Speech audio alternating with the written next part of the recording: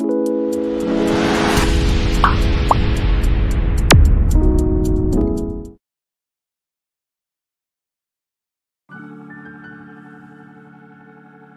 Man Who Missed Christmas by J. Edgar Park. It was Christmas Eve, and, as usual, George Mason was the last to leave the office. He walked over to a massive safe, spun the dials, swung the heavy door open. Making sure the door would not close behind him, he stepped inside. A square of white cardboard was taped just above the topmost row of strong boxes. On the card a few words were written. George Mason stared at those words, remembering. Exactly 1 year ago, he had entered this self-same vault. And then, behind his back, slowly, noiselessly, the ponderous door swung shut. He was trapped, entombed in the sudden and terrifying dark. He hurled himself at the unyielding door, his hoarse cry sounding like an explosion. Through his mind flashed all the stories he had heard of men found suffocated in time vaults. No clock controlled this mechanism. The safe would remain locked until it was opened from the outside. Tomorrow morning. Then realization hit him. No one would come tomorrow. Tomorrow was Christmas. Once more he flung himself at the door, shouting wildly, until he sank on his knees exhausted.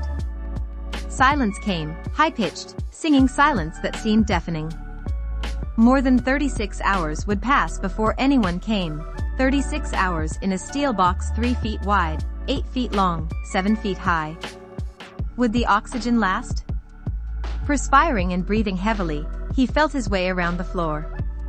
Then, in the far right-hand corner, just above the floor, he found a small circular opening.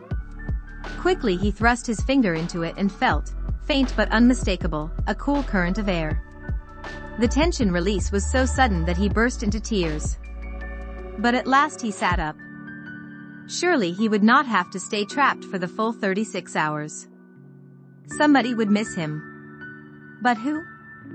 He was unmarried and lived alone. The maid who cleaned his apartment was just a servant. He had always treated her as such. He had been invited to spend Christmas Eve with his brother's family, but the children got on his nerves and expected presents. A friend had asked him to go to a home for elderly people on Christmas Day and play the piano. George Mason was a good musician. But he had made some excuse or other. He had intended to sit at home, listening to some new recordings he was giving himself. George Mason dug his nails into the palms of his hands until the pain balanced the misery in his mind. Nobody would come and let him out. Nobody, nobody, nobody. Miserably the whole of Christmas Day went by, and the succeeding night. On the morning after Christmas the head clerk came into the office at the usual time, opened the safe, then went on into his private office. No one saw George Mason stagger out into the corridor, run to the water cooler, and drink great gulps of water. No one paid any attention to him as he left, and took a taxi home. Then he shaved, changed his wrinkled clothes, ate breakfast, and returned to his office, where his employees greeted him casually. That day he met several acquaintances, and talked to his own brother. Grimly, the truth closed in on George Mason. He had vanished from human society during the great festival of brotherhood. No one had missed him at all. Reluctantly, George Mason began to think about the true meaning of Christmas. Was it possible that he had been blind all these years with selfishness, indifference, pride? Was not giving, after all, the essence of Christmas because it marked the time God gave his Son to the world? All through the year that followed, with little hesitant deeds of kindness, with small, unnoticed acts of unselfishness, George Mason tried to prepare himself. Now, once more, it was Christmas Eve. Slowly he backed out of the safe, closed it. He touched its grim steel face lightly, almost affectionately, and left the office. There he goes now in his black overcoat and hat, the same George Mason as a year ago. Or it is? He walks a few blocks, then flags a taxi, anxious not to be late. His nephews are expecting him to help them trim the tree. Afterwards, he is taking his brother and his sister-in-law to a Christmas play. Why is he so happy?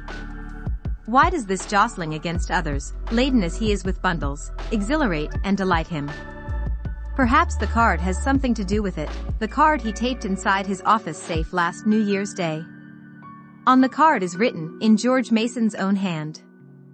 To love people, to be indispensable somewhere, that is the purpose of life. That is the secret of happiness.